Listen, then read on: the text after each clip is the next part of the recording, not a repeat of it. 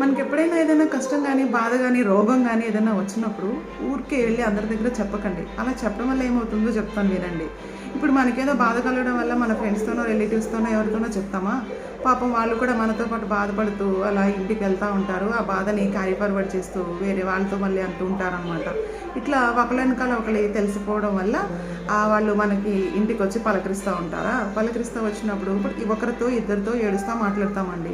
ఇంటికొచ్చిన ప్రతి ఒక్కరితోనూ ప్రతిసారి ఏడుపు రాదు కదా! అలా ఏడవకపోవడం వల్ల ఏమవుతుందంటే వాళ్ళు మళ్ళీ వెళ్ళి వేరే వాళ్ళతో అంటారు, "దానికేం కష్టం వచ్చిందే గుండ్రాయల్లే ఉంది. అసలు ఏడవకుండా కూడా ఏడవటం లేదు తెలుసా? ఒక కళ్ళ నీళ్ళు చుక్కు కూడా రాలేదు. దానికేం కష్టాలు లేవు, బాధలు లేవు. నువ్వే అనవసరంగా ఎక్కువ ఫీల్ అయిపోయి మాతో అందరితో చెప్తున్నావు. అట్లా ఏం లేదు, బాగానే ఉంది అది" అని అంటారు. సో, ఊరికే వెళ్ళి అందరితోనో చెప్పకండి. ఇలాంటి కొత్త కొత్త అలవాట్లు ఇస్తారు మనకి. మన బాధలు మన కడుపులోనే పెట్టుకోవాలి. ఇంకా ఎక్కువగా అనిపిస్తే దేవుడి దగ్గర ఏడవండి.